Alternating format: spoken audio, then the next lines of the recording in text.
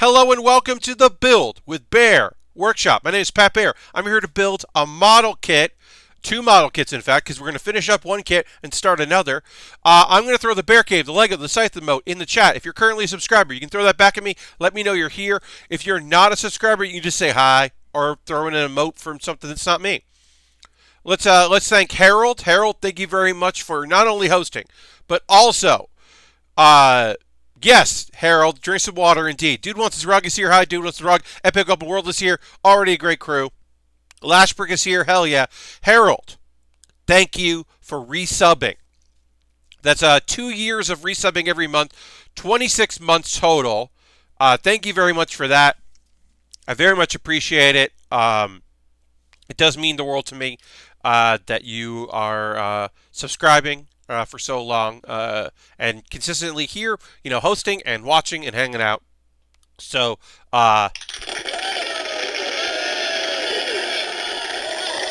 thank you very much. I think I'm going to try to do that now. When people resubscribe or subscribe for the first time, they'll get the clap soundboard. I forgot to have this out because it was in my box, my model kit stuff. I didn't have this on Wednesday when we did our stream. So I am happy to be able to have that out for this build stream. We were working on the Loto. This is the pre-show as always. Yes, the most professional soundboards. Indeed, this was a Christmas gift and I love it. It's the best.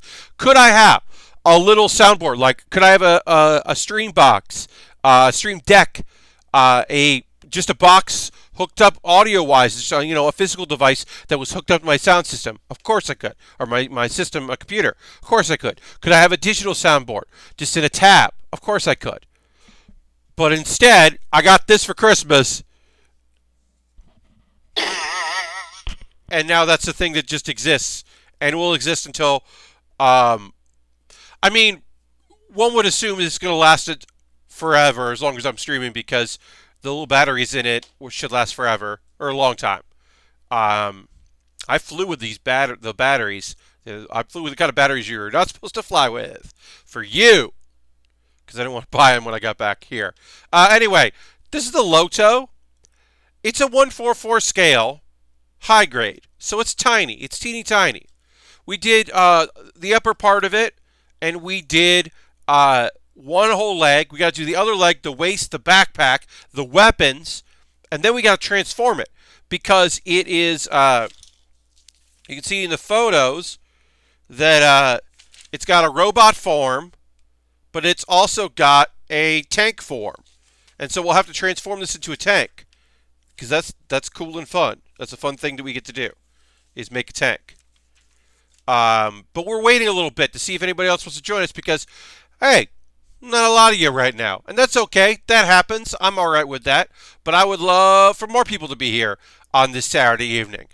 Folks that aren't out doing the weekend here in the beginning of the year. Folks that aren't just chilling here, hanging out with us, that aren't watching the football game or whatever, or what's going on. I don't know. Wrestle Kingdom, I guess. This wrestling is happening and has been happening in Japan. That's a whole thing. People are, care a lot about that, and I understand, respect it, understand it, get it. Aristofan just subscribed. That's 16 months. Evening, Pat. Can't be here for a long while. I caught a stream. Aristofan, happy to have you here. Glad you're here. Let's throw the Bear Cave, Lego, the Scythe emote in there, and then I actually just got done watching Night 1 of Wrestle Kingdom. It was real good. Yeah, I watched some highlights. Aristofan, thank you very much for that, for being a Tier 1 subscriber. Means a lot. Appreciate it very much. Reminder, folks, as we kind of chill and hope we just get a few more people before we start with the actual build process and the pre-show segment. Bits and coins always appreciated. Subscriptions always appreciated. I got a couple new folks. A couple new people joined my my Patreon this week, which is rad. And I finally got people in the Tier 3 level. The Tier 3 level $3. The Tier $3 level, I should say. There's $1, $3, $5, $10. The $3 folks unlocked the ability. Once I got people in the $3 level, I now have a new thing where once a month, patrons of the 3, 5, and 10 get to, so at least 3, if they're going to at least 3, get to choose what I do one week in my bonus stream. So, look, the votes aren't all tallied. We don't know for sure what exactly I'm going to do in my game. Right now, the vote is leaning towards Fire Pro Wrestling, which I did, as I'm looking at it, misspell in the poll. I just realized I wrote FIPO Wrestling. I wonder if I can edit without losing the votes. We'll find out right now. No, I cannot edit. I can edit the post, but I can't edit the poll options. I'm going to edit this real quick. I proofread, but I didn't proofread. Apparently, I did not proofread the poll options. That's on me. I goofed real bad. But either way, looks like on Wednesday at 9 p.m. Eastern Time, next Wednesday, I'm going to do a stream where I will be showing CPU versus CPU, or CPU and CPU versus CPU and CPU, or maybe a 3-way fight or a 4-way fight. I don't know. I've done this once before where I did live wrestling commentary over CPU matches. And here's the thing: what I do with the CPU matches? Well, they are characters. They are created wrestling characters from stuff that I have built over there. So since we did it, we've had Dragon Ball characters and Gundam characters. Well, now we can include One Piece characters in the fight if we want. And there'll be a few other surprises in there, things that I've done, series that I've explored in the shows that I think will be fun for a bonus stream. And it's fun for me to kind of do that wrestling play-by-play. I haven't done it in a while in any form, and it's good to keep me on my toes. And I think it's pretty entertaining because sometimes those matches are great, and sometimes they are not great. But anyway, that's enough of that. It's time to build, because hopefully more folks will join us. If not, it'll be a chill, light stream. It's okay. It's not a big deal. It's a Saturday. We're relaxed. You can see the Loto here. We got a leg done. We got parts of another leg we're working on. Now, when we finish this kit and we transform it, I will reveal the other twin, the other part of the twin, because this kit, not only does it transform, but the gimmick of this kit is that they're like, oh, well, it transforms, but we'll give you both of them. So that was not something I was going to build on stream, right? I wasn't going to do that on stream. That didn't make any sense to build it and then build it again. So a thing happened today that has never happened before since I started streaming. I built for fun. Was it part of the build process? Yes. But did I do it on a live stream? No. Every Lego set, every model kit I've built since I started this stream has been on a stream. Now, occasionally I have done streams, other people's streams. I've done Waypoint building. I built a SD Gundam with Austin one year, and then they were building Lego sets, and I freeformed, just played around with some Legos while they did that. And then Dan Record and I worked on some stuff together in a Giant Bomb stream. And that's it. And then it's just my stuff. The only time I built Lego that hasn't been during a live stream was the first time I tried to stream from my parents' place, and I couldn't, so I just recorded the YouTube video and uploaded to YouTube, because I was like, well, let me just build this and talk at no one and do that. So the Loto, which I'll reveal once we're done, the other half of the Loto, is the first time that I have built for fun,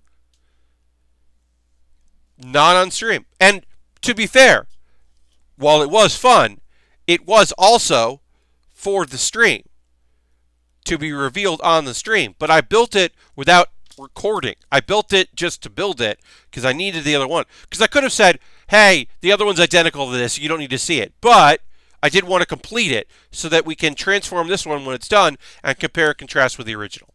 I think that's fun and cool. So that's a weird thing to like think about. It is the only time I am ever I feel at all similar to like games journalists that are like, feel weird about building or playing games for fun, or music critics, or movie critics. People that are like, I like what I like, but I don't do that. I can't really do what I like to do all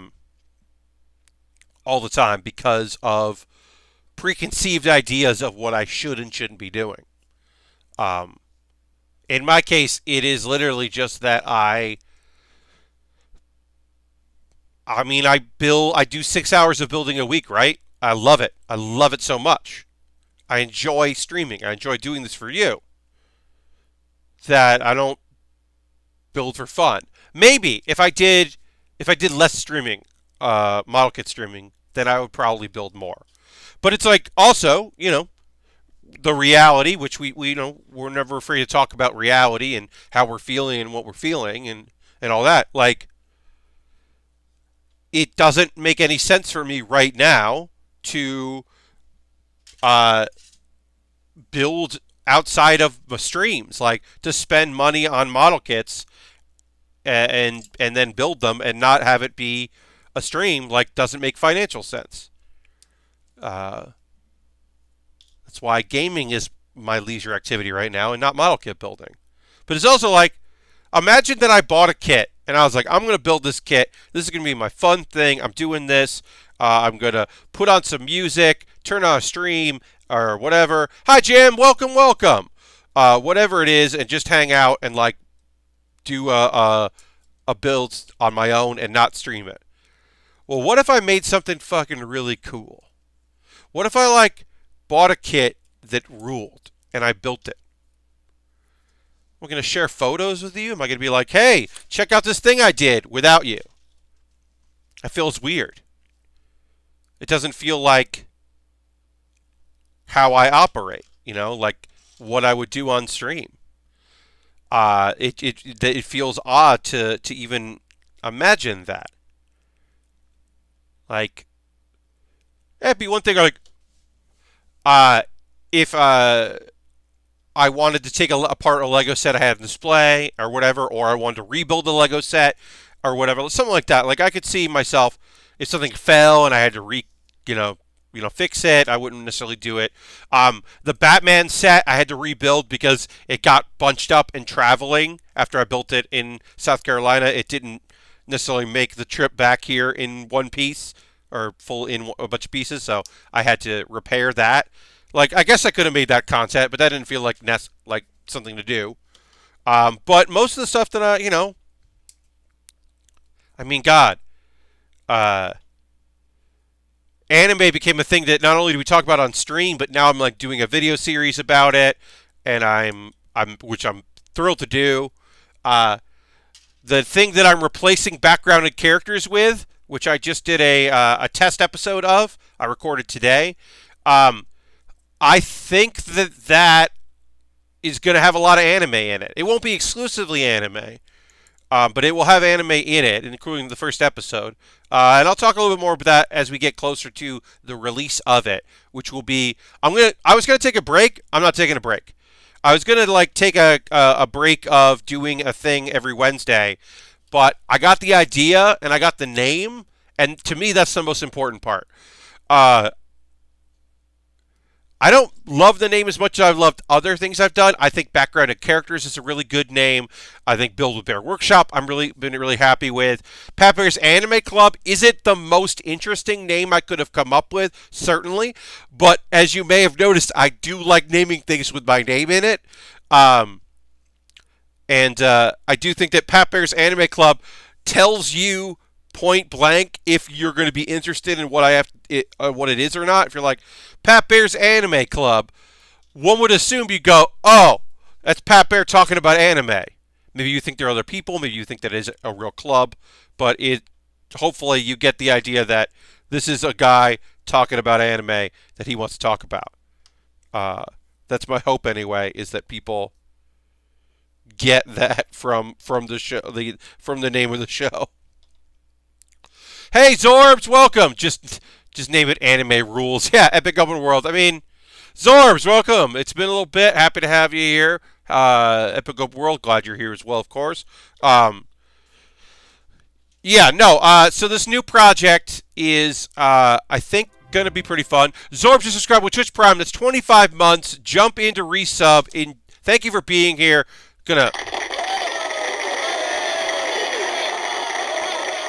use my little soundboard thing to give you the thanks. Yes, thank you so much for resubbing. Appreciate it very much. Throwing some emotes your way. Thank you very much for that. Yeah, I would love to, I love, it makes me happy when people can resub if they can. Of course, new subscriptions, always appreciated if that's something people would like to do as well. More the merrier, as always. We are currently at 37 subscribers out of 38. That's right. Our goal for today is 38 subscribers. If you'd like to become the 38th subscriber, you could do that using your Twitch Prime coin or your Cash Money. I have thought about including that, like listing that, but I do think it's just more fun to be like, we're doing there. Silver Streak just subscribed, 38. Thank you so much. Using your Twitch Prime. Yeah, we are now at 38 subscribers. Appreciate it so much. Let me get my soundboard here. Find the right button.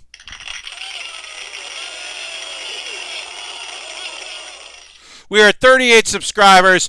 We are one away from our goal of 39. I'm just kidding. That is a joke.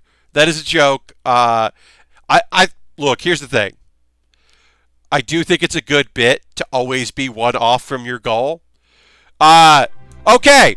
Well, awesome. Silver Streak just gifted tier 2, tier 1 subs. Because I like even numbers. Unwitting and Salisbury. So let's throw there the soundboards. Yeah, right?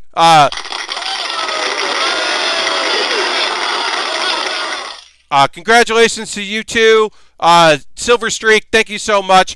Yeah, Zorbs, I got this as a Christmas gift, and we decided to use it in the streams. It's a thing you can unlock with channel points if you want me to play a random thing on it, because it's got a bunch of them.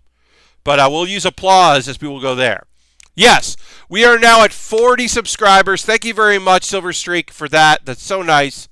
But that is a joke. I cannot remember who does it, but there is a streamer that I saw do it where he just kept saying, he kept going like, oh, well, we're at, 50 out of 51 subscribers. And that was like a fun little joke. So I kind of had to say it. Harold just redeemed 600. Play the soundboard. All right, so let's do. And.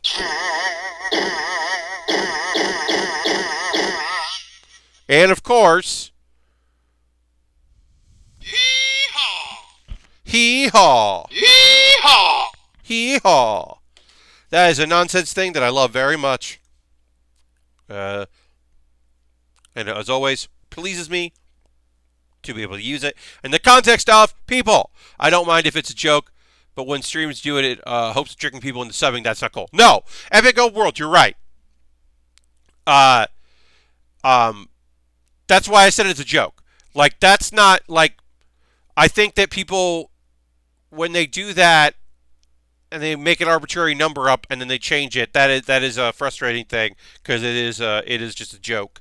To me, it's funny to be, like, if people are in on the joke, I do think it's fun. If they're not in on the joke, then that's just tricking people, and I do not, obviously, appreciate tricksters. Not a big fan of the trick.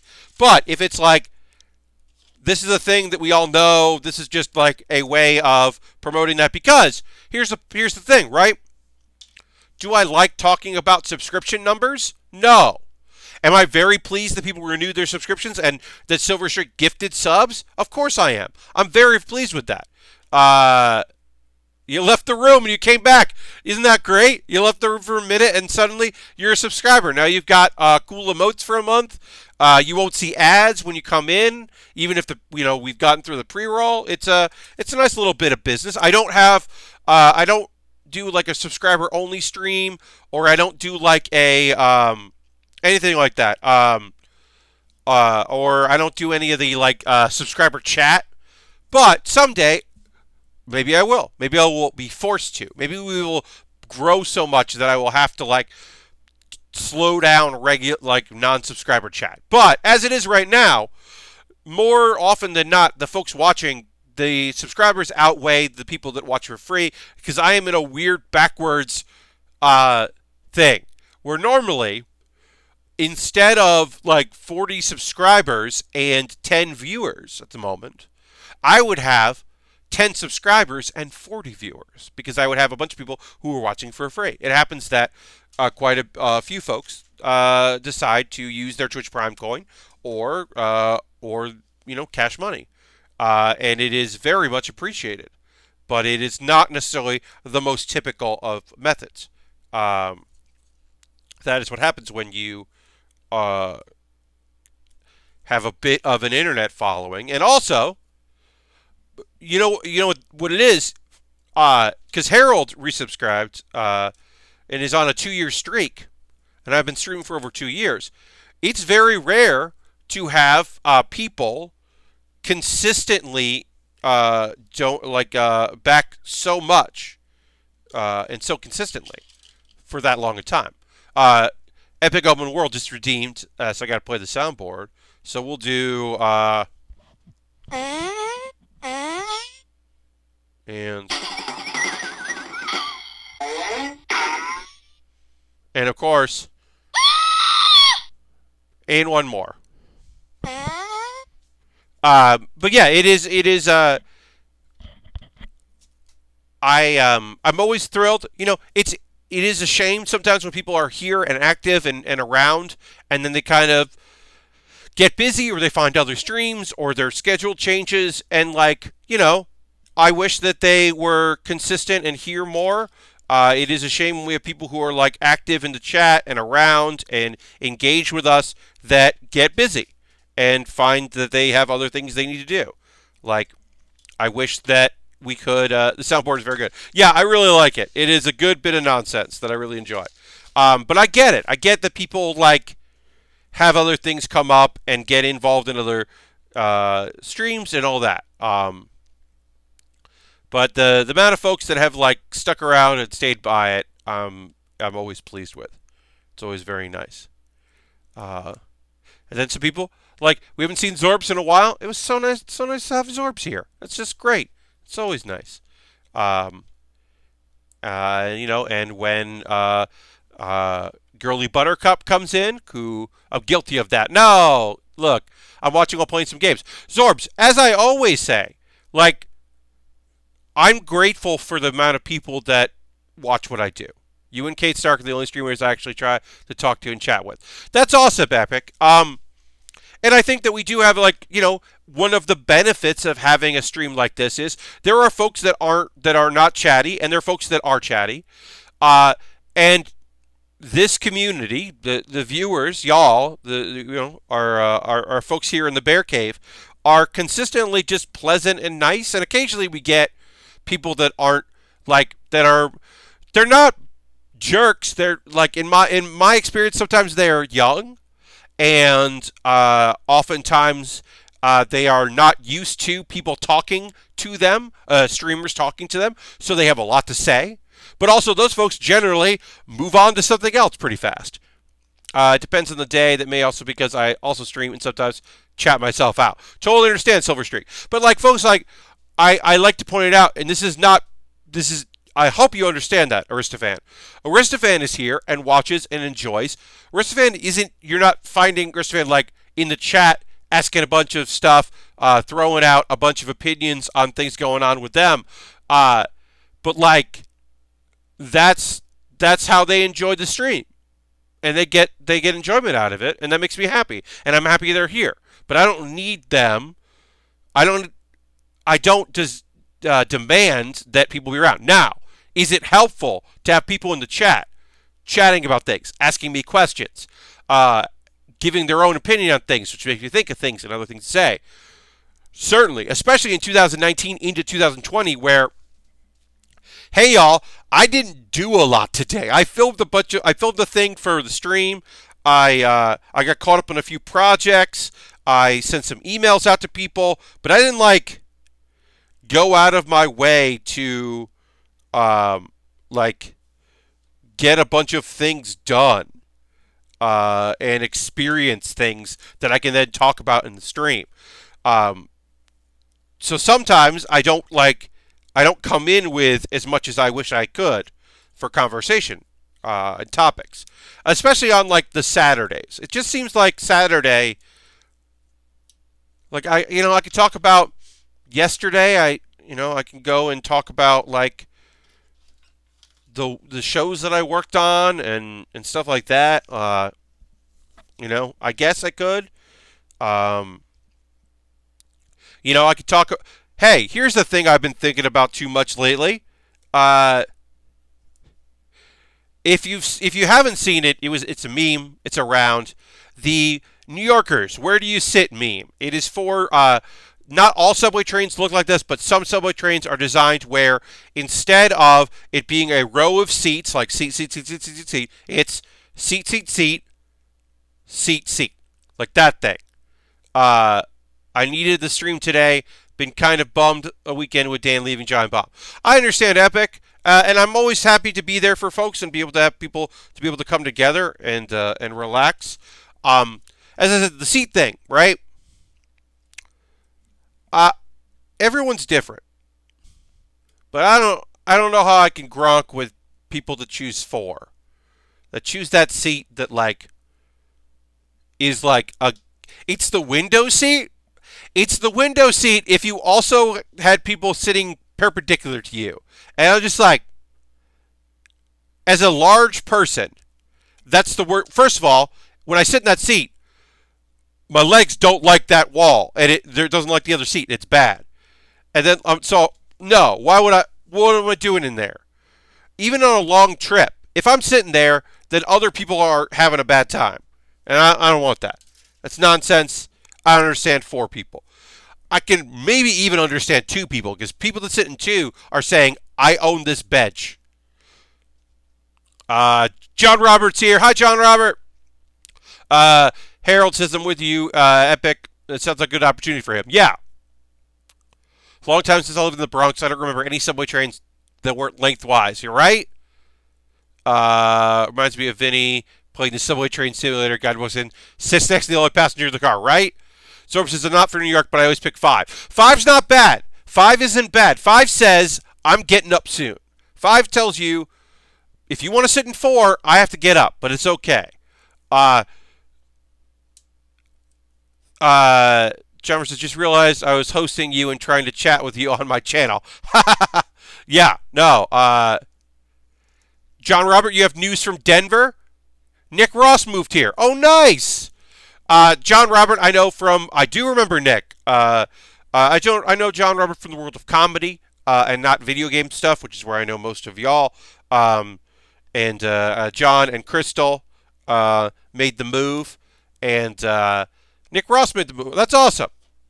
Nick is a wonderful guy. Had his some personal battles he had to deal with, some health stuff, and is just a creative, wonderful, weird person, which I am always in favor of in this world, because a lot of times there just are not enough wonderfully weird people. And that is a great, that's cool. I love that. But yeah, subway stuff. You gotta, to me, it's one. You get flexibility. Expect me going to try and get up on stage with them out here. Heck yeah, John. That sounds great. JR, getting up on stage, doing your thing. Sounds cool. But yeah, I always pick one. One, you're right by the door there. You can stick whatever. You got a little more breathing room. Like, what are we doing here? I don't. I was like, what's going on with this? All right, so got to keep working on this on our Loto here, getting things done on this. So as I said, this thing does transform, and I did finish the build of this. So this is really just like me doing it again, which feels weird, but I'm happy to do. Uh, get that going. You mentioned Dan Reichert. For those that know Dan Reichert from GiantBomb.com, he is as of yesterday no longer with GiantBomb.com. He has left the Games Press and is has accepted a job and is currently moving to Stamford, Connecticut, where he will be a podcast producer, both locally and remotely for the WWE. So he'll be working out of Stamford, but also being on the road because, you got to have a field recorder. Not every wrestler is going to do that. So it's so weird that he went a completely behind the scenes role. Well, you got to remember, Silver Streak, he started in the newspaper business as like, I'm going to write about video games. And certainly when Dan started, he didn't predict what the internet was going to be and that on-air personalities and podcast was going to be a thing. So like nowadays, it's all part of the package, right? Like even a job like Giant Bomb, like obviously when he went to Giant Bomb, he knew what that is. But when he went into Game Informer is a magazine. He's going in to work on a magazine and then becomes a person that becomes an on-air personality.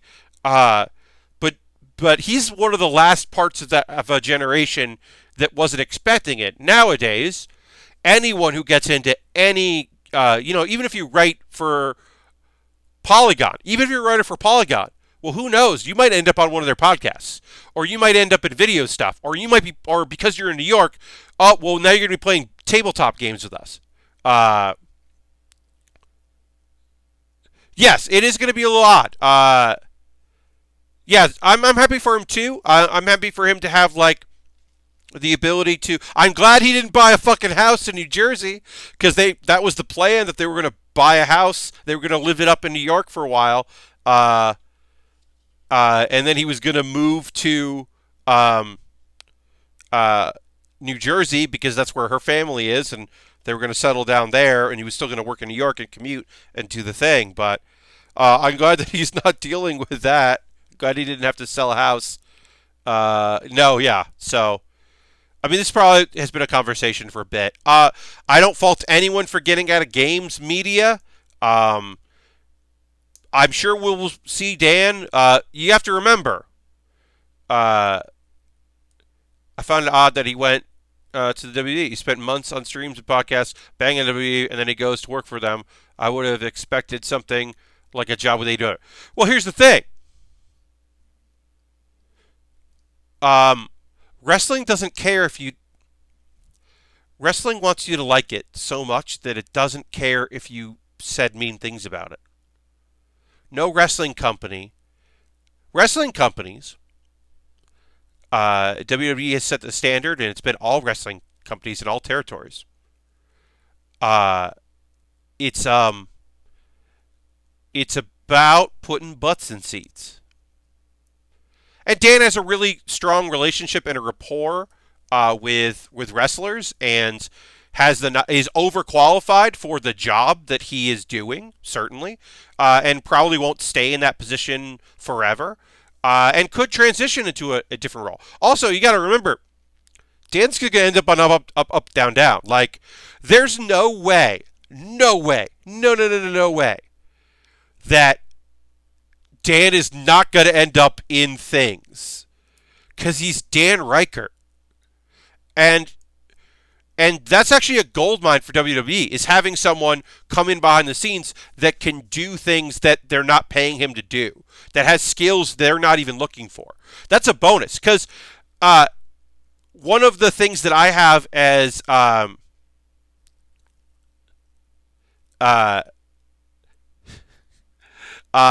one of the things that I have as a benefit for me in my capacity as a person that could do lights and sound and video stuff for comedy shows is that I am a seasoned comedian.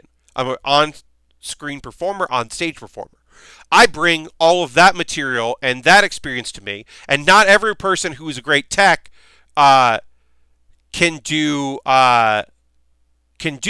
Is that? And there are great techs out there that don't have that. Um, but I have that skill set that is unique and different than other people. Um, and that makes me better at my job.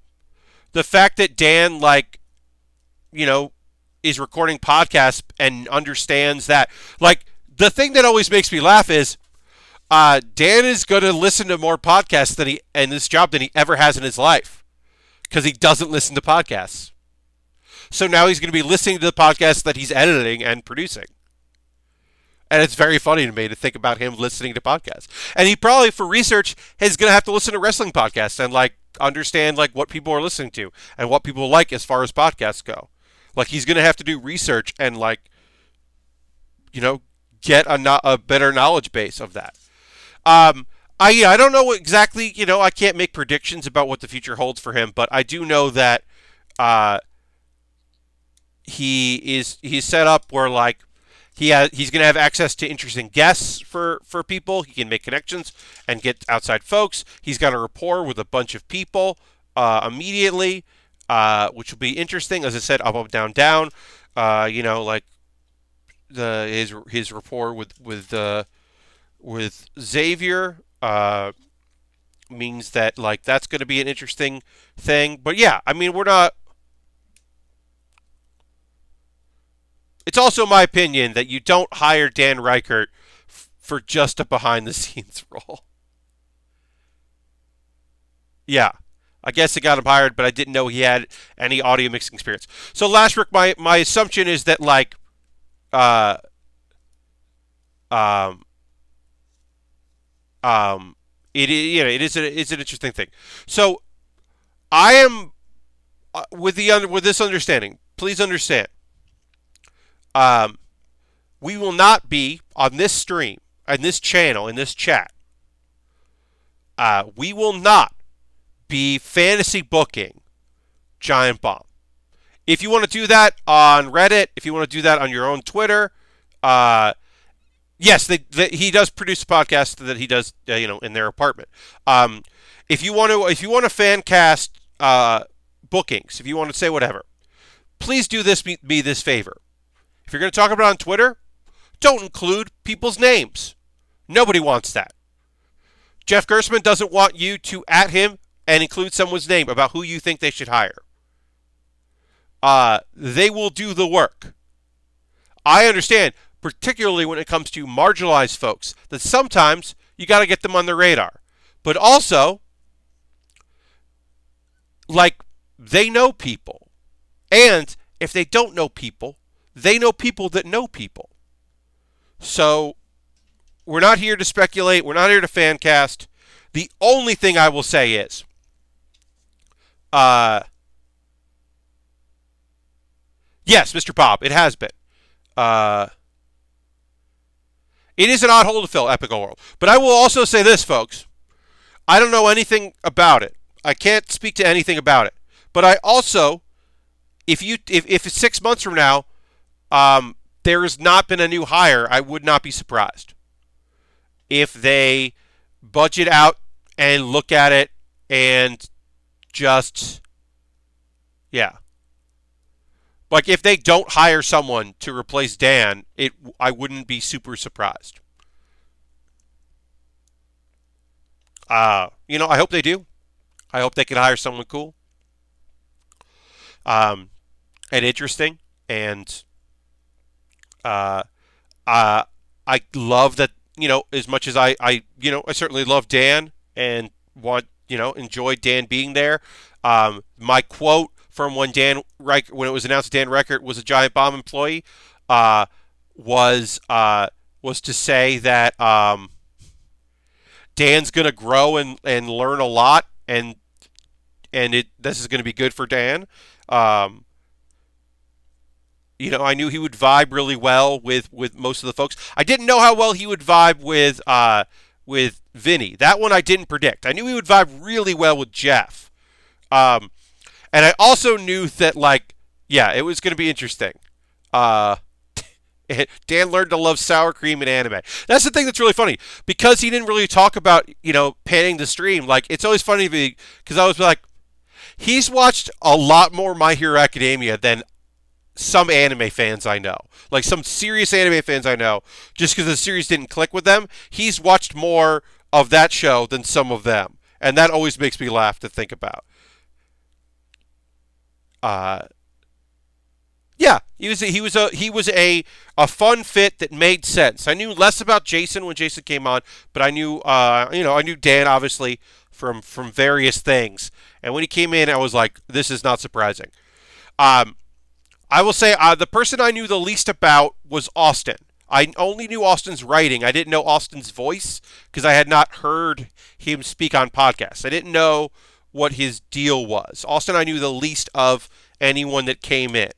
Um, Patrick was a big surprise to a lot of people, but I had been a One Up person, so I knew Patrick from One Up and had followed him from there. Also, Patrick, when he worked for G4 in LA, Patrick Klepek, started going to UCB shows in LA, so that was fun to talk to him about UCB stuff. But yeah, he was a dude that I knew, from that world, and I knew him from One Up. So when he came in, I was just like, "This is gonna be great." He took a lot of heat because he was the first hire. Him doing an endurance run was. I do enjoy that endurance run, but I do think that was a like, oh, this is gonna make people real mad because this is not any of the dudes they like. Because I always say, nobody got mad when Drew got to do more things because it was Drew, and Drew had been around. So when Drew was like, gonna do the podcast, or Drew was like, gonna be on this quick look because it's very Drew, or oh, Drew's here for UPF. Like, people didn't bat an eye because Drew had been around. But when Patrick got hired and it was like news, Patrick, what? Because even like I was, like people didn't even know about. There are plenty of people that didn't even know other Whiskey Media stuff. So like they'd be like, "Who's Alex Navarro?" Because they didn't know Alex. Yes, certainly Silver. You're not wrong. There are folks out there that just don't want their thing to be different and they don't want to get it ruined. Uh, like there are people who someday who the site as it changes and grows and more people come in, they will forget how mad they were at hires because there will be new hires to be mad about, right? Like, and then they will voice their opinions and be very mad. Like there are people who for a long time did not accept Alex Navarro being a person, and Alex's stuff with Patrick didn't like that. Like when the all of that. Yeah, it was. People didn't want the change. They didn't want the new people coming in. They didn't know Alex. They didn't understand what that was about. People fan cast from people getting hired from other places and coming in that they want, and then it's not the people they want. So like, oh yeah, Scoops and the Wolf, indeed. Uh, but yeah, the morning stuff, like there are a bunch of people that just like were so mad that Vinny moved to New York because then they didn't get to see Vinny do stuff with people anymore. Uh, there's some people that yes. Uh, they're going to stop watching Giant Bomb Kazan, which is really funny because Epic Open World, there are lots of people who are like, Dan Reichert, I'm never watching Giant Bomb again. I hate Dan. I'm never going to watch. Giant Bomb is doomed, Uh, I mean, Vinny and Jeff is look, Vinny and Brad. I miss Vinny and Brad. Vinny and Brad is great because uh, it is Brad Shoe Brad Shoemaker um like just still gets a kick out of Vinny more than I think anyone um on the site. I think Brad Shoemaker loves the choices that Vinny Caravello makes. Uh, and I don't think there's anyone who is more happy to work with Vinny when he can than Brad. Uh, that is always just my impression from on air, from watching, over the years. And these are just interpersonal impressions based on witnessing them work together and who they are and all that. Like, um, uh, it's interesting, right? And it's like, finding those dynamics and figuring those people out. Like the rapport that Vinny and Abby is a great combo. But I mean, the rapport that Ben and Abby have, right? Like immediate, instantaneous, great rapport. Like they just work very well together. And that is such a treat to watch and experience. Uh, it's there are people that are like that just gel in ways that work really well. You know, yeah, Harold, I know. See, the thing is that everyone has their era, right? Like, obviously, I've been around since the beginning. Uh, well, you say that, Epic, but like that doesn't necessarily mean that things are going to vibe and gel. And uh, Vinny and Drew is one of the best combos in the site. Uh, I mean, Austin is his most extra with Vinny Caravella because Vinny Caravella is a fucking wild card and is not to be trifled with or trusted. Is just nobody knows. And the only time that, and it's also really funny because like obviously Vinny is the boss, so he's got a lot of responsibilities and things to do, but also Vinny is now the wild card at Giant Bomb East again because Dan is consistent. Uh, so I would never call Dan a wild card, but Dan was also a troublemaker in a good way, in a positive way. Uh, oh yeah, yeah, and it's also the friends, right? Yes. You're totally right about Jan. I think that like some folks that come in from a technical field, like Abby came in as the video person and like made her presence known and is a fixture because she was she can be polarizing to some people and I don't fucking give a shit about that. She's rad and cool, but also is a performer, has stagecraft, knowledge, can get the job done, is a consummate professional, and is like gets to be herself and do cool weird shit, and I'm here for it and always appreciate it. I'm so happy that she's got the chance to do some cool weird stuff with Giant Bomb, and I'm looking forward to her doing more. I think her favorite mutton chops video is worth watching if you didn't watch a lot of the Giant Bomb end of the year stuff because it is the closest thing that she has done on Giant Bomb to her comedic sensibility, even more so than the variety show because the variety show was just like a version of it.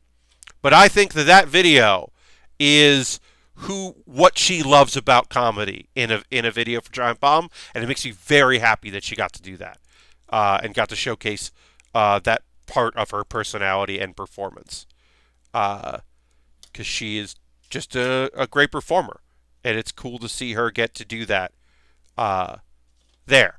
But yeah, I mean, I'm happy for Jan. I was happy to see Drew get out there and do more stuff.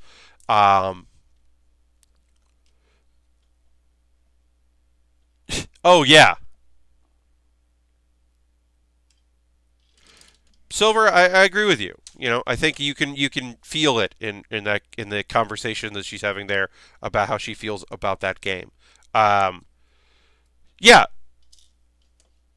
I think that like it's always going to be a weird thing and always going to be an interesting thing to see how people do, especially folks that are coming in primarily to like when you hire Dan Reichert, uh, daddy Dan.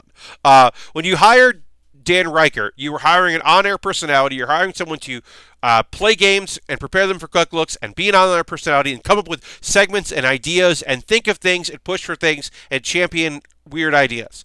That's what you get when you hire Dan Reichert.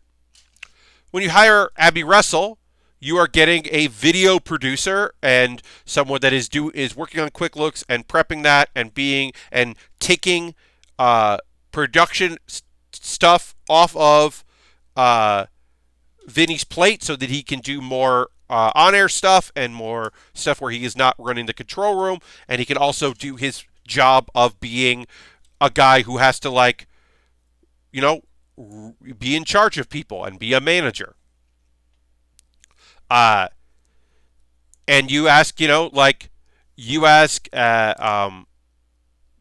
A. Stryker to fill a huge hole, and you ask Jan Ochoa to take work off of Jan's plate, or Jason's plate, I should say, and then allow both of them to have like their moments and their fun, and their time together. Like Jason doesn't get to do ranking of fighters without Jan there. He can do it, but it's harder to fight for that segment if he's also got a lot of work on his plate that he's got to do in production stuff.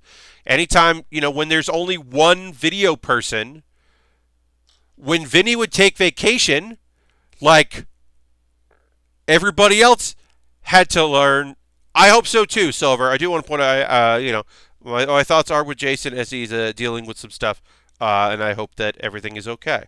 But with when you only have one video person on a coast, when Vinny went on vacation, then other people are like, well, I guess we have to learn how to do this. I hope we can, because someone's got to, or like a whole coast shuts down. Yes. Yes, Silver, you totally knew, and it was totally like, oh boy. Or like, yeah, or just like Jason going on vacation, and then like Ben, when Ben had to step up and be the video guy for West, and he was just like, I mean, okay, I guess it's my job to do this. All right. Like, it was fine, but also like, okay, I guess I'm doing this now because somebody has to be here.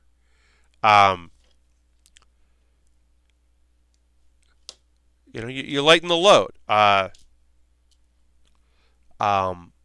fact that Giant Bomb East did a stream yesterday, and Jeff Gerstmann was able to be on it from home is just, as a fan, as a person that wants them to do well and loves what they do, the fact that Jeff can work from home and be with his kid is great. And I love it so much. I'm so happy. Back in the day, even Ian was stepping up to cover. Yes, he was an engineer. But sometimes, like, hey, we need to get this done and nobody knows how to do it. Help us, please. We got to get this done now. And we don't know what we're doing. So, can you help? Yeah. I mean, I'm just thrilled that people have a job. And as I said earlier, if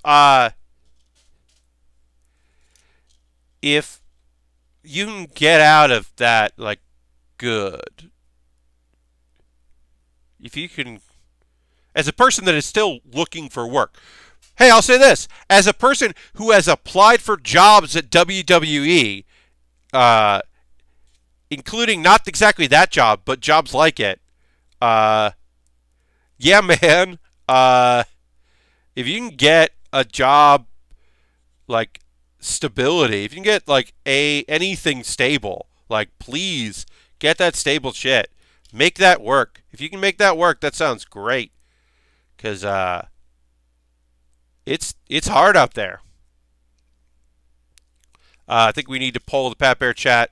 Is Mario Party a good series? The TriCaster, right? Look, Mario Party is a good time and a bad video game. It's a good bad. If you've ever watched uh, the I recommend the Flophouse, which is a bad movie podcast that's been around forever. The Flophouse's rating system is this a good bad movie, a bad movie, or a movie you kind of liked? And a good bad movie is a movie that you can watch with friends and enjoy, but you wouldn't like if someone was just like, "What's your favorite movie?" It's not your favorite movie.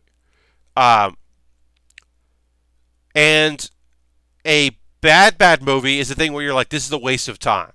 No, no, no, no, no, no. And then a movie you kind of liked is just a movie that's like, "Yeah, people didn't like this, but I liked it fine."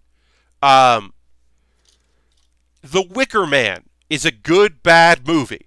Holy shit. The Wicker Man, the Nicolas Cage version of Wicker Man, that's a fucking piece of garbage. But I really enjoy that movie. I really think that movie is great. I really like how awful that movie is. It's terrible. I really like that movie. I have good memories of that movie. Uh Nicolas Cage is an action star just punching women in the face who are implicit in his eventual murder, no doubt. Uh, but also what's happening right now. Uh, Second Ghost Rider movie, indeed. So to me, that's Mario Party. Mario Party is a good bad video game series. I have very fond memories of playing 2 and 3 with my high school friends. I have fond memories of playing a later one. The number escapes me, a GameCube one with college friends, and good times with that. The Giant Bomb live from PAX South, or not PAX West. Sorry, the Giant Bomb from PAX West Mario Party, where Brad Shoemaker finally, in some way, understood wrestling and the dynamics of the heel face dynamics and had his fucking Brad moment. Like, I can't replace that. That's one of my favorite things that's ever happened. Um, like, that shit rules. I'm not going to take that away from, you know. But if you were like, hey, Pat, let's play an N64 game, nowhere on my list would be Mario Party. I would definitely not be like, we gotta fucking play Mario Party on the N64. That's the game we're all gonna play. I would pick Mario Kart if I was gonna pick a multiplayer game. Why would I pick Mario Party? I like my friends. But if my friends were like, hey, we're gonna fucking play Mario Party 3, I'd be like, yes, we are. We are doing that. Uh, we gotta get a microphone because we gotta play the GameCube Mario Party and use the microphone. Okay. Um, all right, so this is done. These are additions for when we transform it. You can see right here. This is the one that I built on my own. So this is what they look like. This is the Loto. Here's the Loto that I put together in the regular version. We are going to transform this one, and then I am going to take my pause for the cause. WrestleMania, yes, Harold, WrestleMania 2000, or No Mercy. Those are quality games that I would enjoy playing with people. But I also know that some people don't enjoy wrestling video games. Even some people that like wrestling don't necessarily love wrestling themed video games. Uh,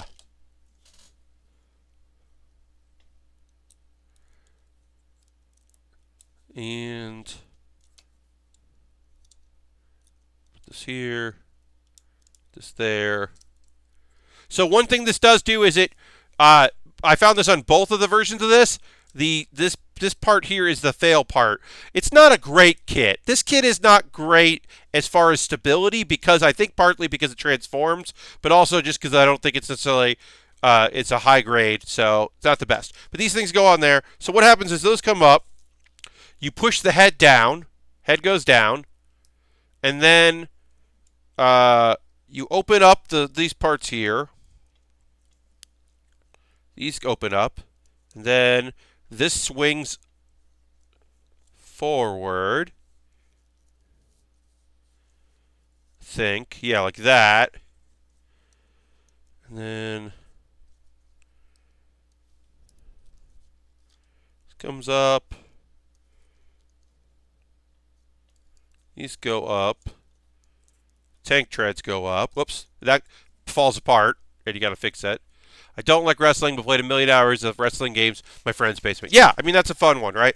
Like, look, I would also play, like, fighting games. If people are like, let's play some old fighting games. Like, I'm not good at fighting games, but I will play and lose at Marvel vs. Capcom 2 because that's the game we're all playing right now.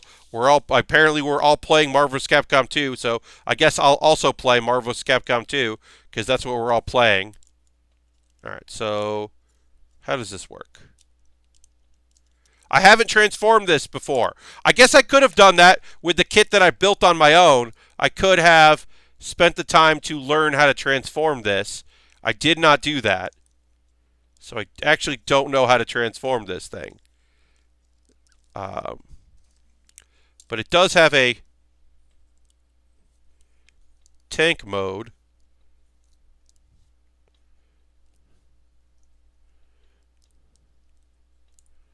Let me go back and look at this thing here. All right, yeah, I'm going to look at this photo and try to recreate it based on the photo. So this goes like this, this goes like this, this goes like this. All right, so it looks like this when you put it together.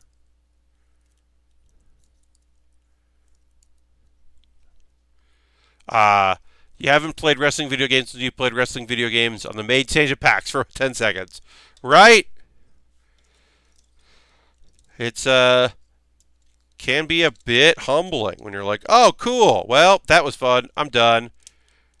That was always a fun thing, you know, when people would be like, "So, what happens when I lose in the Rumble?" And I'd be like, "You can go do other things." And some people will be like, "Oh, great." And other people will be like, "But you don't have anything else you want me to do?" And you'd be like, "We could think of something if you want to pitch something.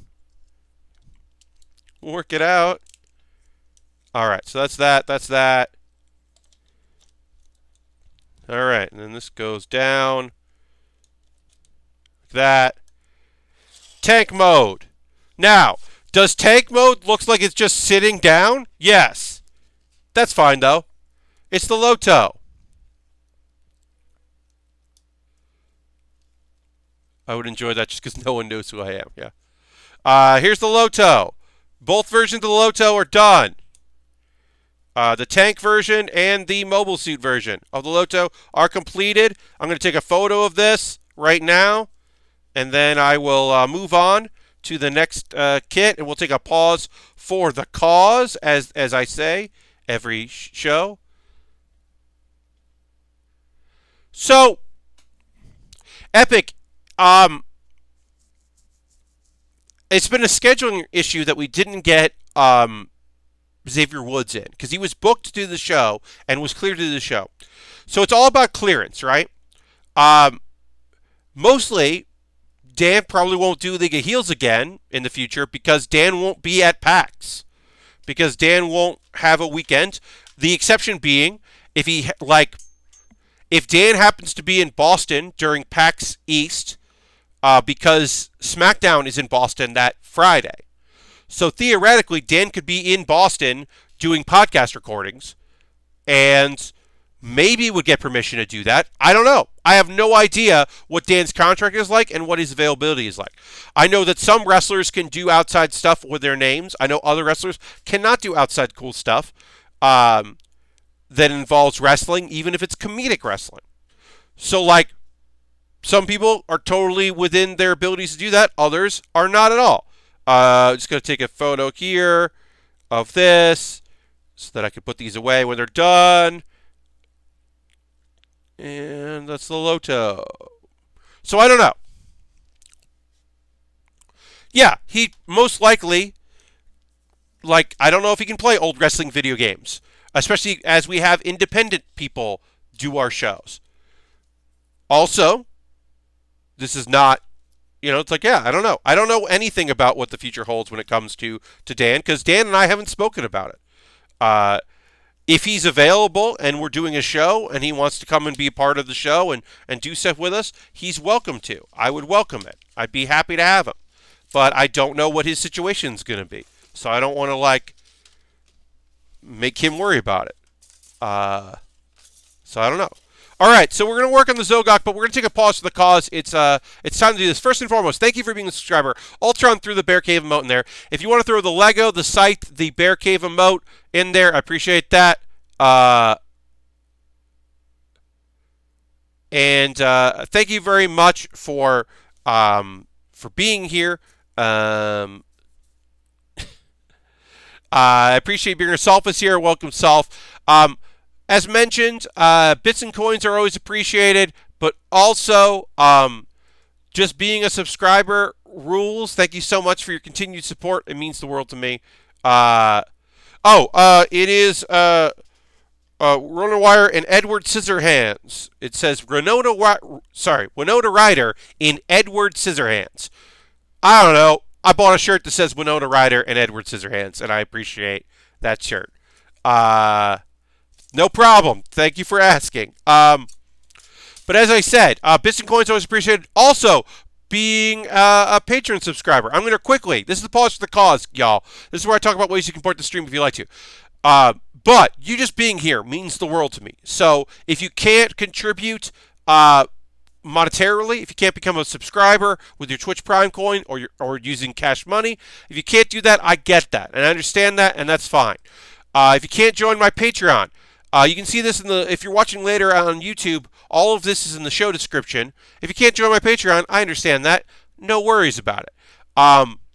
If you can't donate to one of the following means, because anything I make on Patreon, on Twitch, money that I make through donations during the streams, all goes to me buying kits and equipment so that I continue building and continue doing cool stuff. So if you'd like to do that, you're more than welcome to. You're under no obligation to do it. But that is rad and cool if you can do that. I have an Amazon wish list that you might consider buying. This kit was bought off my wish list, which is why I'm building it now. I have other things to build soon, but those take a backseat to the wish list. I put up another video. I just got something new in the mail yesterday, which I'll be building. I have Lego sets and model kits on my site that are on, shipping through Amazon Prime. They're 1/4 scales like these. They're master grades. Someone bought me a car that's coming in, a plastic car, I should say. No one bought me a real car. They bought me a model kit car. I don't know who picked that up. That'll take a while to get here because it's coming from Japan, I think. But to whoever bought me the FD35 RX-7 from Initial D, thank you. I'm going to build that in the future. Don't know when, but someday it'll come. I do know who bought me the Titan Z real grade. That's coming soon. I know who picked that up, and that'll be a fun build. I like building model kits, and I appreciate people who pick them up to buy them, for me to buy them. I should also mention that if Amazon's not your style, you could buy a gift card from USA Gundam Store. They don't have like a wish list program, but they do sell that, and you get a code, and you can send me that code, and then I'll buy a kit with the money you sent me. That'll be fun. Let's see. I have a Discord. You can join my Discord. That's for cool people and fun times. If you wanted to do that. My very last background and characters, a thing that I did called Background and Characters, was a series that I just concluded this past Wednesday. Here's the link to that. It's a thank you one, and I think it's pretty fun. As I said, new series starting on Wednesday. I started a new series. I think it'll be a surprise. I don't think people are going to see this coming.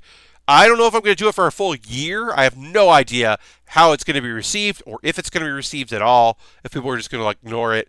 But I got a new series that'll be YouTube exclusive video series, meaning that I won't be doing it on stream. I'll just be doing it on YouTube, that I think will be pretty fun. And then, reminder, I'm going to drink some water. You could drink some water. We're going to get back to building in just a moment. But yeah, I want to do that. We got just cheered 100. Thank you so much, Unwitting, for the 100 bits. Appreciate that very much. Let's throw the Bear Cave, the Lego, and the Scythe emote in the chat as I get the soundboard for claps.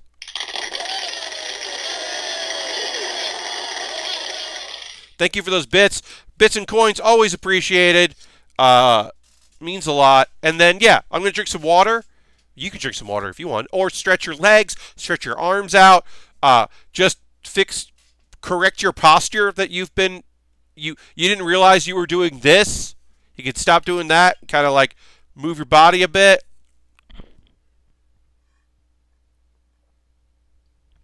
Water. It's good. I only realize when I'm doing my game streams how much water I don't drink while I'm building because I don't stop to drink water, which I should. All right, so I'm just going to put this stuff where it belongs here. That last kit didn't have a lot of rubber connectors because they were very small. This one will be a bigger kit. The Zogok, the amphibious mobile suit. There's some things about this. This kit is good and silly. Pat, this is one of my top HE kits. It just looks so weird and fun. I think the sword looks cool. I like that it's a heat blade. This is the unicorn version. Hey, do you see these things up here? Do you see these things that are sticking out of the head? Those are boomerangs. It's got boomerangs.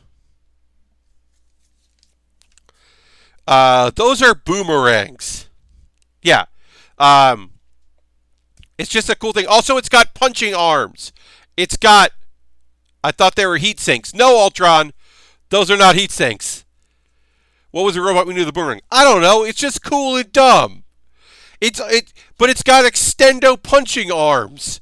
This is every once in a while. It has about 5 minutes of screen time in Unicorn and used every second. Yeah, because it's from Double Zeta, and then they brought it back for Unicorn. So here's the thing. Every once in a while, there are mobile suits in Gundam, in the Gundam series, that are more akin to just like the gun cannon, that feel more like they're from other robot shows. This feels like this was designed for a different show.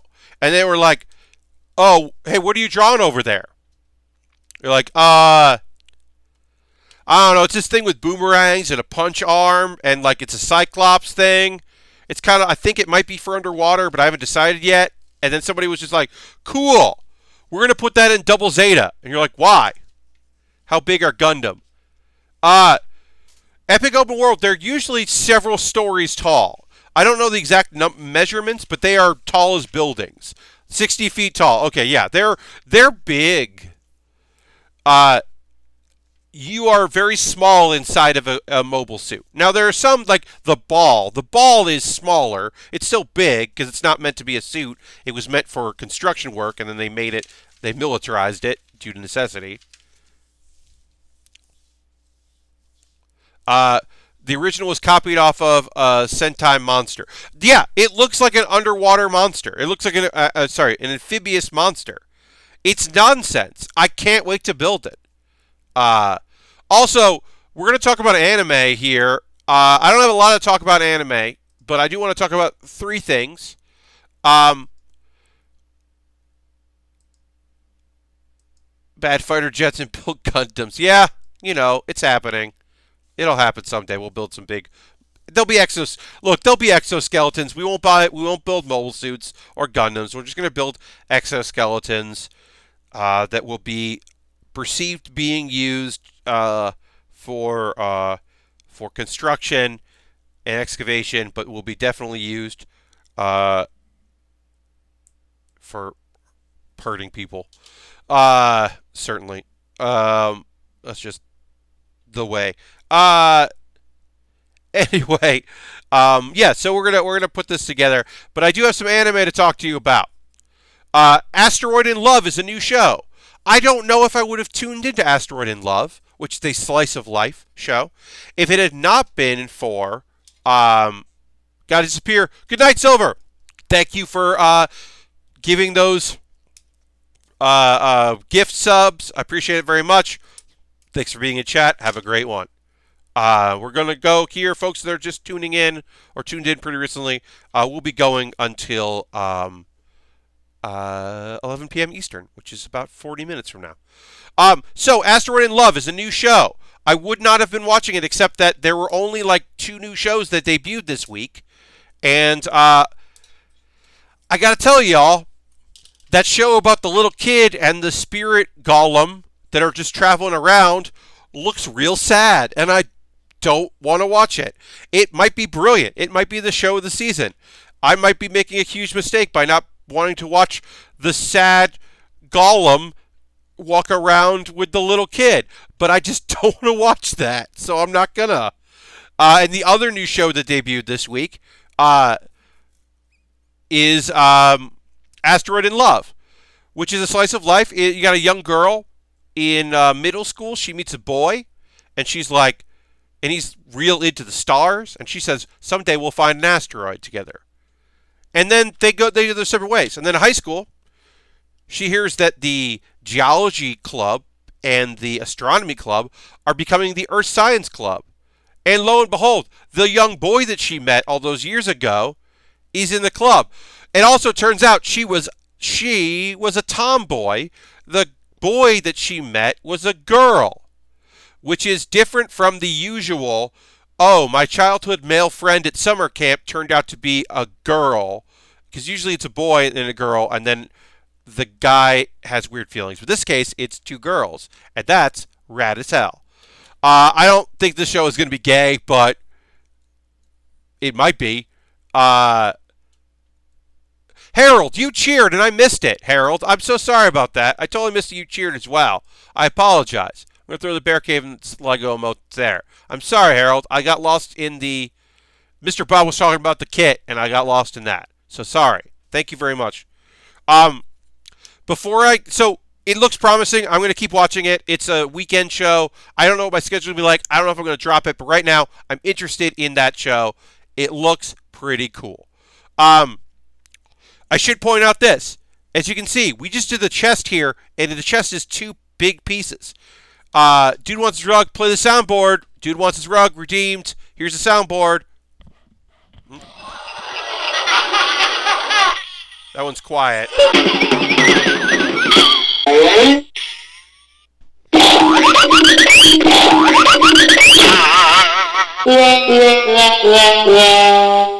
All right, there you go. There's the soundboard. These are bigger pieces. This is what you get generally with a high grade. Obviously, we did the Loto, which is small because it was 2 kits, but this is what you're going to get with a 144 scale high grade, is you're going to get big pieces. Also with a high grade in the 100 scale, 1/100 scale, you're going to get larger pieces, and the fact that there's not a lot of stickers on here is actually surprising. This kit is a 2013 kit. I'm actually surprised there aren't more stickers to do the work. That there's just a couple. The eye sticker, obviously, there's got to be an eye sticker. So we got to put the eye sticker in this kit. But we're already like, obviously, this thing is, its head is also its chest, so that does make things a little easier.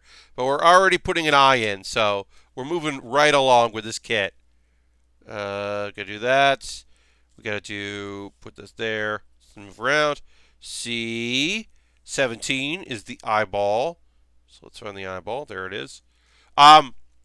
Okay, so Welcome to Demon School, Arima-kun is the second one I watched. So this is an ongoing. It's a double season, so we're going to keep going with the show, which is nice because they didn't take a week off. I thought they might. They didn't.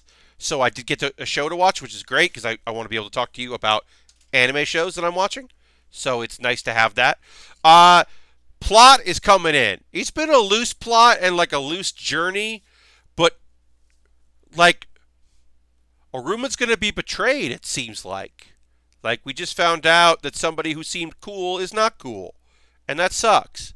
Because he's a good boy. Aruma is my dark horse candidate for best boy. He will not win. I know he will not win. The best boy category in the Crunchyroll Anime Awards. He will not win best boy. But he is a very good boy, and I appreciate him a lot. And it's, like I said, it's a fun series.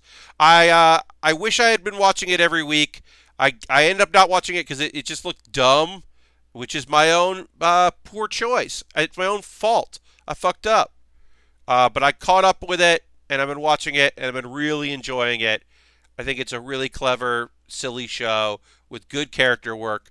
And I also like that it's a school for demons, and he's a human, the only human there. But, like, there are evil characters, but there's also, like, there's some, like, just nice people. Like, just some real nice people, and I think that rules. I'm really into that. Like, the nice, fun characters. They're working on a fireworks display. They're going to show off fireworks. And they're really psyched about people being able to see it because they think they're going to really like it. I don't know. It's just like a fun thing. But yeah, there's some plot stuff happening in this next episode. We're going to see some plot. And that's fine, but could be bad. Who knows? And then Place to Place, I'm rewatching on Hulu. Place to Place might be on Funimation. I don't know. I'm watching it on Hulu, subtitled. I forget when it came out. It came out, I think, when I wasn't really watching anime. Let me just see. Which is also known as Achikochi. And let's see when the anime came out. It's a rewatch because it's like it came out in 2012. Yes, so when I was not really watching anime, I had taken a break from anime for a while. So I missed it when it first came out. It is there's an A plot and a B plot. It's a bunch of characters. It is a Place to Place. If you haven't seen it, it's called it's like generally classified as a romantic comedy, but it is a slice of life. It's a goofy slice of life with a romance in it. All the characters, like, it's day one, there is a romance thing happening. But it's a really sweet, fun show. Great character work. Some of my favorite bits. There's this fucking scaring the teacher as a bear bit that is just so good. It's just like a lot of good quality. It's a silly, fun show that I really like. That I feel like I don't hear people talking about. And when I discovered that it was on Hulu the other day, I started rewatching it. I think I'm like halfway through the 12 episodes. And that includes me watching a show that is on Hulu. So I'm watching a bunch of goddamn ads, even though I pay them money because I don't give them enough money to not see ads. And they're terrible ads that I wish I wasn't watching. But I'll still watch them because I want to see that show. I wish it was on Crunchyroll. I wish it was on Crunchyroll. All right, we got to put more stuff on here, so we're going to keep going with this. But yeah, like I said, we're in the dry spell. Things are kicking off. On Monday, I will be able to talk about My Hero Academia because I don't know if there's a new one today, but I'm behind on My Hero. I want to get caught up. I'm going to get caught up on My Hero. So I'm going to get caught up on My Hero Academia. And I'll be able to talk about that. And then on Monday, let's check what Monday is. Yeah, I'll also be able to talk about Room Camp. The Laid Back Camp spinoff will be up. So on Monday I can talk about the side series. Is it season 2 of Laid Back Camp? No. It's not season 2 of Laid Back Camp. It's a different thing, which is okay. It's okay. They actually, I think in the credits, like, Rin is, like, not even like a main character in the show. It's really focusing on the Outdoors Club, the trio. It's basically a comedic. It's a spin-off of Room Camp, the end of the episodes, the gags at the end of Laid Back Camp. They're just doing like a whole series of the gags. And I am okay with that and here for it because it's fun and I like it. So I'm excited for that. I don't know if the cat one or whatever. There's a couple other little ones that are coming back. I don't know if Yoragome-chan is going to be on Mondays as well because it used to be on Mondays. So I don't know if it'll still be on Mondays. But there are the shows are starting, y'all. I go to Crunchyroll every day to see what new thing came out to see if it's something I want to watch, and then Hulu is bad about telling me, so I'm going to some sites to look for Hulu stuff to find out if there is. Okay, so there was so there's My Hero had an episode, so I'll be able to talk about that. Oh, okay. Apparently, tomorrow is the debut. So Sunday is the debut of Keep Your Hands Off Aizoken. But they said that's coming out tomorrow. I guess that's coming out soon.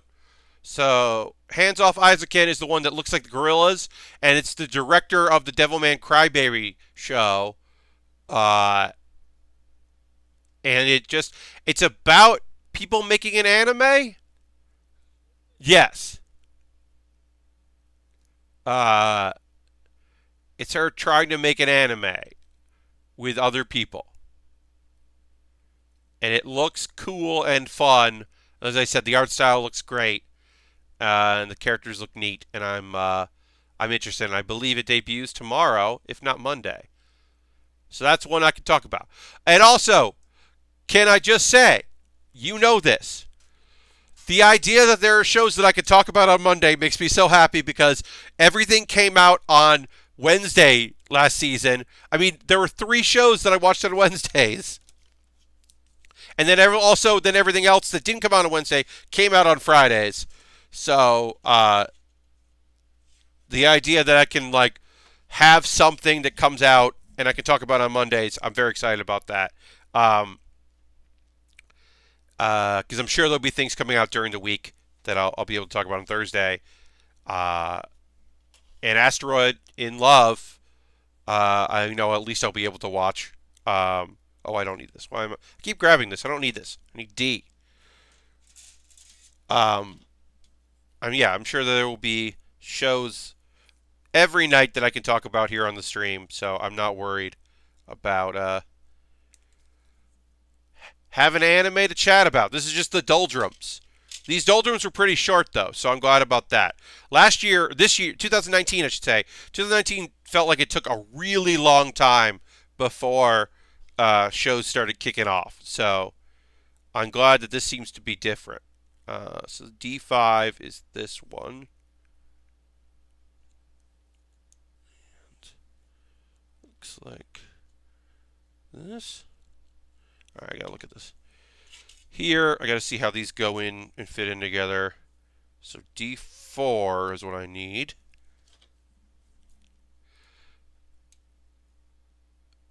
All right. It's going here. But yeah, I'm excited about new shows and all of that. Stuff to talk about. Stuff to be excited about. My next Pat Bears Anime Club will be my predictions for the Anime Awards because they're in February, but on the 10th, which is next Friday, they will list that, and so that'll be for the next Monday. I'll just be like, hey, instead of doing my predictions, or not my predictions, so I'll do my predictions instead of doing a video on the new season because I don't want to do what I'm going to check out. I want to do what I'm continuing to watch and what I've let go because I think that is interesting for people that are like, hey, what's the one show that you would recommend this season, or what's 2 anime that you like? I I think that's kind of helpful to say. Because I think that'll be the next video at the end of January after watching some shows for a couple weeks to be like, here are the shows that I think are good this season. And here are the shows that I don't think are good. And here's what, if I had more time, I would be watching. I don't know. I think those things can be helpful. All right. Let's put some red on this. The Zogok. This thing is wild looking. Now, so obviously I put some high grades up there because they are comparatively inexpensive, right? Someone sent me, picked up the Real Taltos, picked up a kit for me to build, and it's like, it's the 1/1/4 scale from G Gundam. It came out last year. It's not the world's most expensive kit. It's not a huge master grade. I kind of put those in because I like to be able to give folks who are kind enough to buy things for me to build on stream something a little inexpensive, something they can afford and not worry about. Not asking people to buy $40 or $50 kits. If you want to, if you don't, it's nice to have a couple options for you. That's important to me to be able to offer. And I hope that you find something that you would love to see me build. As I said, look, if I could just build 1/100 scale master grades all the time, I would do that.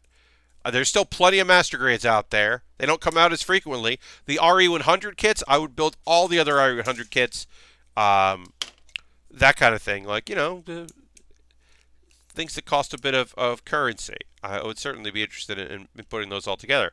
But I also understand that, like, that's a lot to ask. Whereas if someone wants to spend $22, I'm grateful that they would spend that. Or $14 or whatever for me to be able to put together anything. I'm genuinely thrilled. If folks like what I do enough to want to be able to pick something up. It looks like I got enough stuff. I think I'm good through January right now, which is pretty solid because I have 2 master grades to build and at least 1 other high grade. Those are both of my, and then I have another, the car, that's going to take a few things. Master grades generally take a little while to build. I should be good for a little while here on building, which is great. It takes a lot of pressure off me to know that I have stuff to build. Because sometimes it gets down into it, and I'm like, oh no. This is the thing I saved for PAX. And I do not have I need to build it, because I need to build something. Alright, so we're going to put some clear pieces on here, on our chest. Do some more building. If there's anything you want to ask, anything you want to chat about in this last half hour, or 20 minutes, I should say, of the stream, feel free to let me know if there's something you want to hear about. If let me know if you got an anime you're anticipating or anything else coming up. Obviously, Harold and I on Monday will talk about the finale, because I believe next week is the last episode of Road Quest, and so we'll talk about that. That's going to be part of Mondays, chatting about that show. But yeah, if there's anything else coming out that you're like, yeah, this thing, this TV show, this thing, this movie, can't wait. I just had a bad run in Slay the Spire. I am bad at this game. How do I get good at this game? Epic Open World, I do not have an answer for you. I have never touched that game. I would like to at some point. I just haven't. So I cannot give you any pro tips other than, yeah, that game is hard. Maybe patience, practice. People are giving you practical tips. I would say either you got 2 things to do. Either you got to stick with what you know, find a thing that works and stick with it, or completely switch up what you're doing and do something you can't believe you hadn't done before and you never considered it, and now you're doing it, and it's working. I'm going to give you those two pieces of conflicting information that are not helpful jointly. So either stick with what you know or give up on that and do something very different. And then I guess either way, as Lashbrook says, you might want to believe in the heart of the cards. There was a website I used that showed off what cards people use at high ascensions, and it helped me out a lot with learning basic synergies. Ooh, yeah, I mean, synergies are good. There's a final boss. Okay, yeah.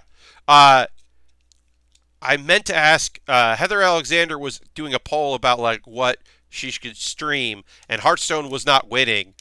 But I meant to ask her, and I'm going to wait and be like, hey, what are you playing in Hearthstone right now? What decks are you playing? Because I like the decks I have. What I need to do is find somebody else. Nobody is climbing ladder with my deck, and it's fine because it's not a good one. But there's probably a good version of Warrior Rush Galatron, because Galatron draws cards and buffs those cards.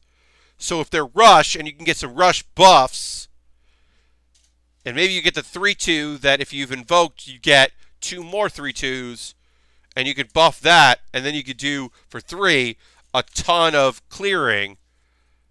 I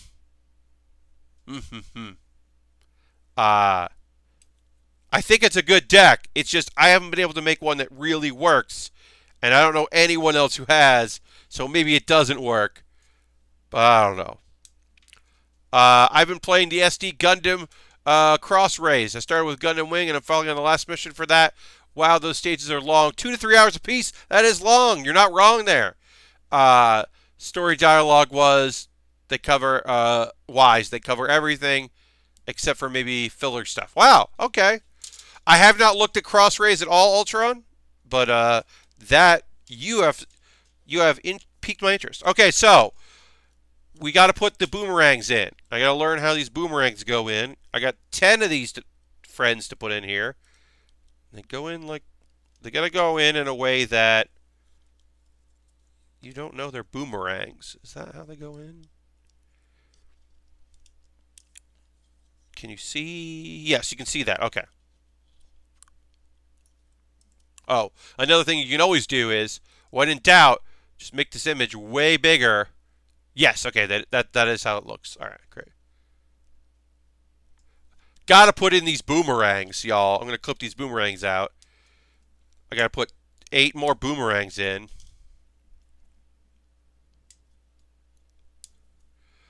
I do like that. Here's the thing, right?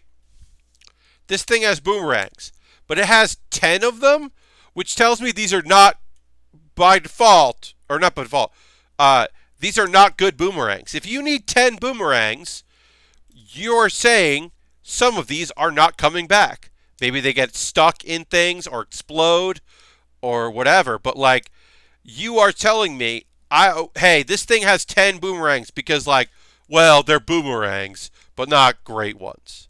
Like, have some faith in yourself. Maybe have a spare, but 9 extra? I don't know about that. What if you need to fight 10 people? Well, Lashbrook, they're supposed to come back. So you can just reuse them.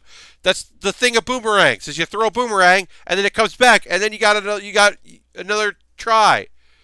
Good news, everyone, is the fourth quarter, and Tom Brady is losing. Trump-loving Tom Brady is losing. I have no dog in this race when it comes to football. I was hoping the Bills were going to do okay because I have a big old Bills fan in my life, and I want her to be pleased and happy. But I mean, look, I don't need Tom Brady to do okay. If you throw a boomerang and penetrate something, does it pull the thing back? Yeah, I mean, like, I've never had a football team that's like, this is my crew. I mean, look, when my cousins had teams that they loved, and everyone was getting puffy jackets because it was the time, because it was the 90s, early 90s, and if you went to school and you didn't have a puffy jacket, pullover jacket that had a sports team on it, what were you even doing? I picked the Raiders because the Raiders are black and silver or black and white, and it's a fucking pirate. It's like a pirate guy. So I picked the Raiders, a team that I have no love for, but I was like, well, the Raiders look cool, so I'm going with, if I have to wear a puffy jacket to fit in, which I was never going to do, but whatever. Starter jackets, yes, Ultron. The starter jacket.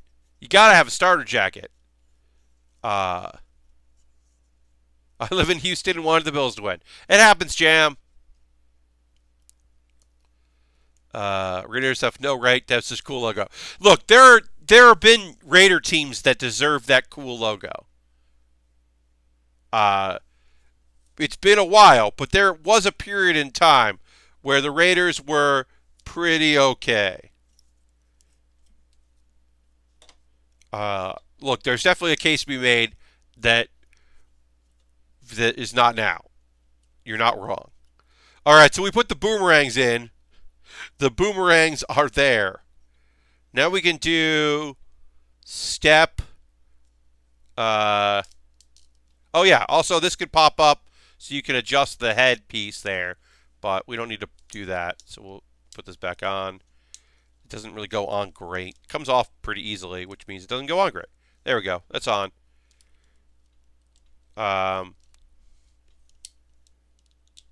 On. Great. So we put the boomerangs, we load the boomerangs. Now let's work on the base of it. This might be a pretty fast build. I mean, we have obviously some stuff to do, but it's coming along pretty good. Raiders' new stadium looks cool. Yeah, I don't know. Like I said, I was never super into any team. I never really have been. I latch on to being happy for my friends, right? When the Seahawks were doing great. My buddy Drew has been a lifelong Seahawks fan. He's only a couple years younger than me. So for over 30 years, well over 30 years, he's loved the team.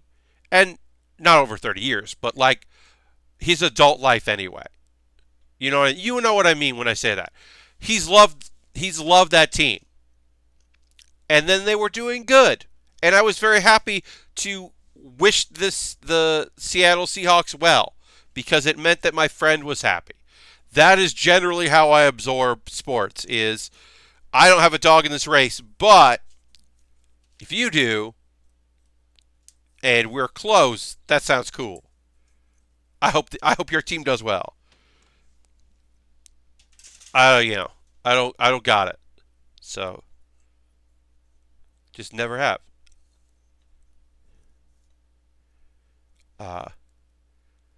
Because I know football. I understand football.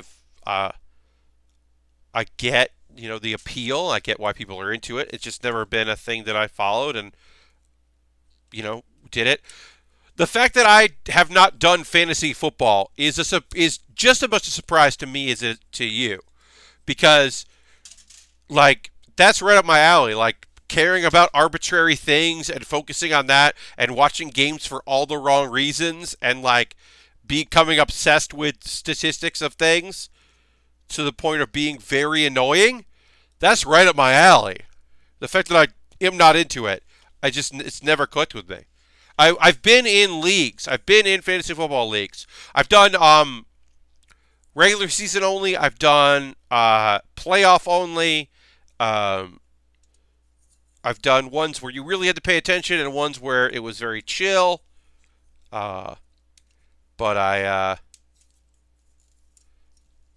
it's never really stuck with me.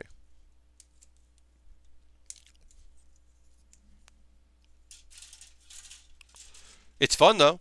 I enjoy it.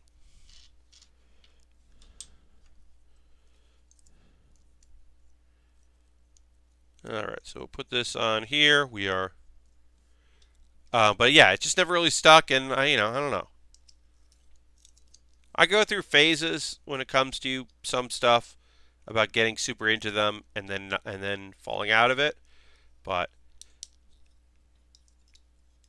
most of the time, if I like something, I go full force into it, and it becomes a thing I talk a lot about and really care about, and then it runs its course.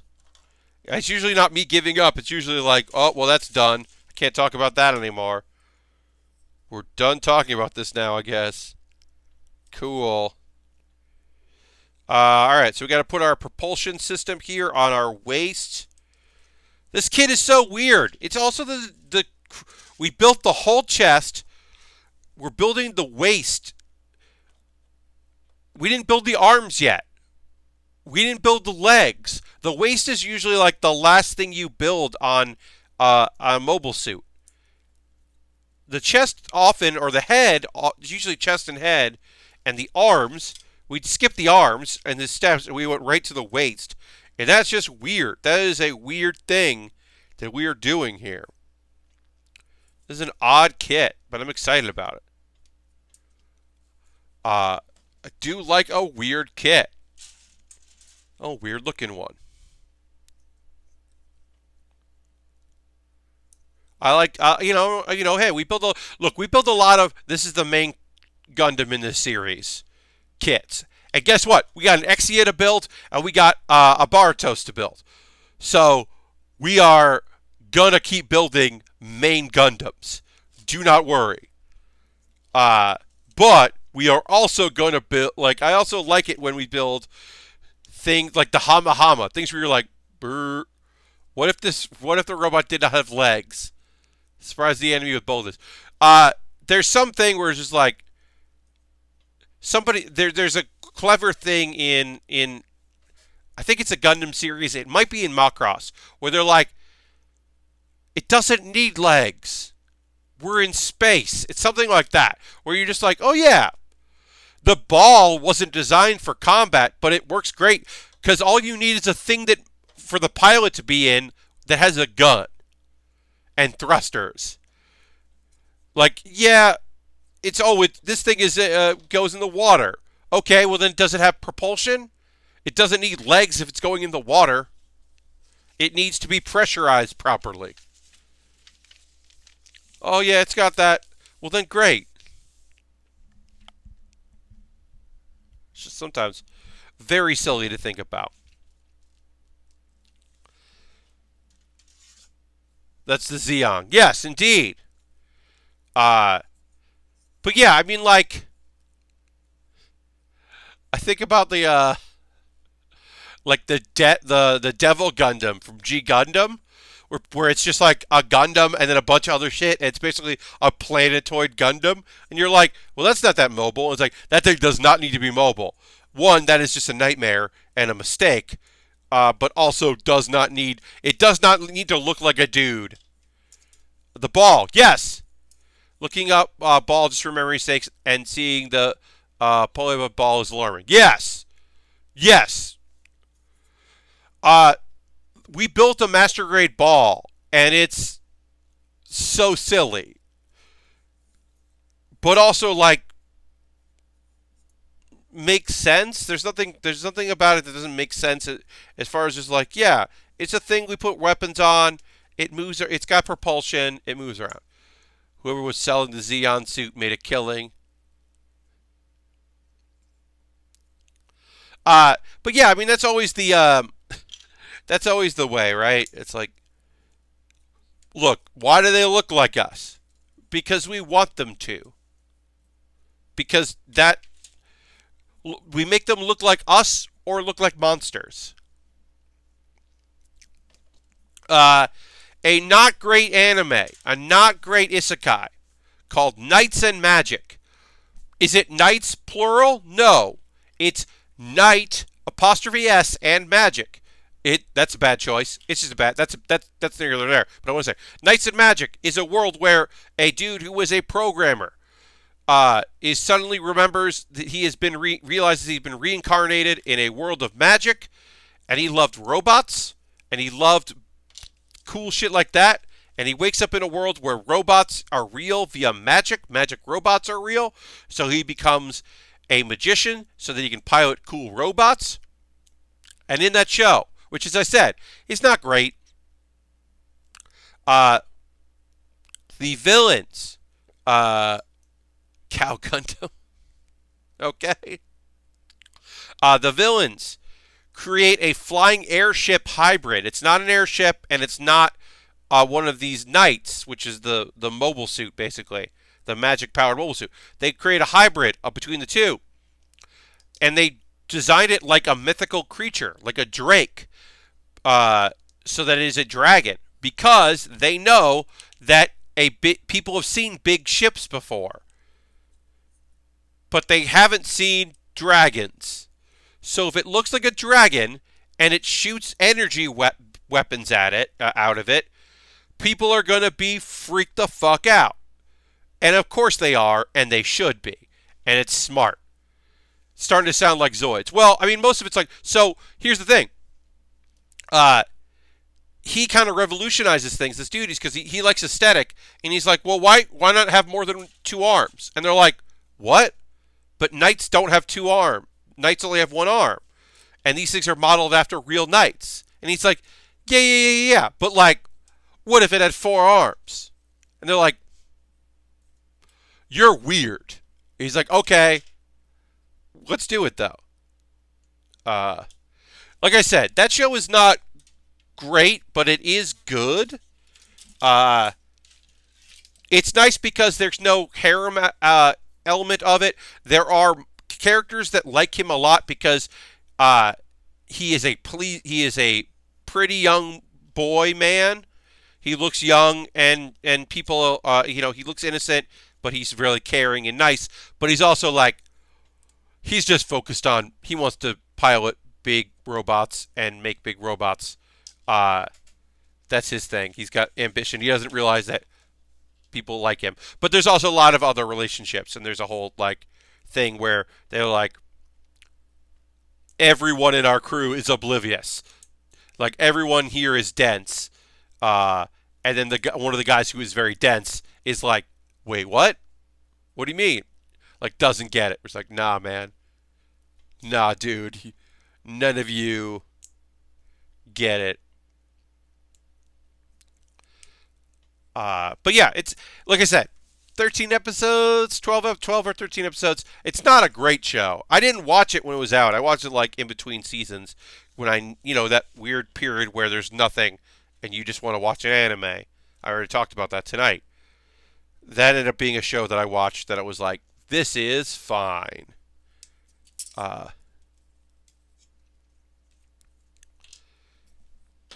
But it was refreshing in that it wasn't like harem-y, boobery stuff, which can get annoying. It also didn't have slavery in it, which is what happens in anime, and you're just like, all right, what the fuck? We can deal with here, okay? Cool. Came an odd trend in because it's like, well, it's a fantasy world, and they also have this awful thing that we won't really unpack or deal with. You're like, oh, cool.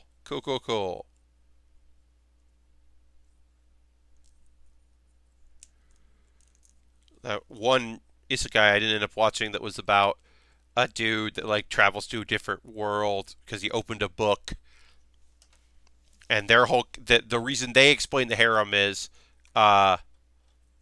harem boobery. Yeah, that one was full harem.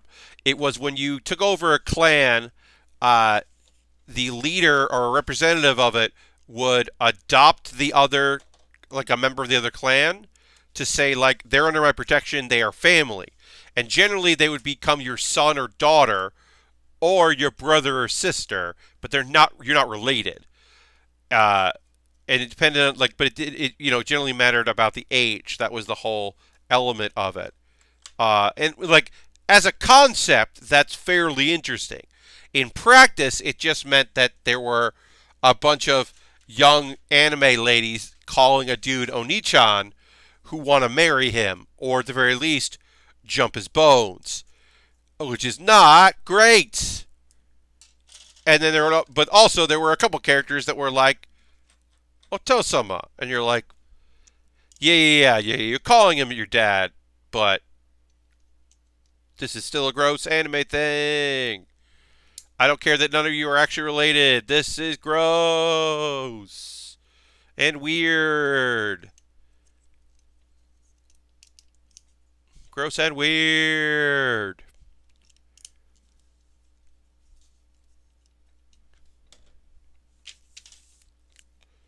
We'll see if there's any isekai this season that are going to just bum me the fuck out. I mean, this season there's one isekai. So there's one isekai that I'm going to be watching. I'm going to be watching the Villainous anime because that looks cool. Girl suddenly realizes, oh, I'm the villain in a like light novel or dating sim or something. I know how this story ends. It ends with my death. Oh no, I'm the villain in the story, which is a fun idea. It's pretty much an isekai. I'm gonna check that out because I'm not watching ReZero director's cut because I didn't like ReZero, and I don't think the director's cut is gonna make me like it more. It's for people that loved the first one to get more of it, and that sounds great for them, but that's not for me. Anyway, we got some good progress done on our Zogok. I'm going to have to do a poll for Monday because I think we'll finish this up on Monday. So I'll do a poll about what I want to build after that. Either we want to do the next high grade or jump to a master grade. I'll put a poll up probably tomorrow for my $10 patrons about that. But that's it right now. Thank you very much for watching the stream. Please tune in again on Monday. Thank you for being here. Thanks for the stream. Yes. Epic. I hope that you enjoyed it. I'm sorry that you're bummed out. I hope this evening was good. I hope everybody had a good time. Please consider watching on Monday. Tell a friend if they like model kit building, if they like anime talk, if they like good vibes. A good vibe stream is what we aim to please. I'm going to run an ad. You are under no obligation to watch that ad. If you'd like to watch that ad, you're totally okay doing it. Thank you very much, and I'll see you in the next Build with Bear. Bye-bye. Goodbye, goodbye, goodbye.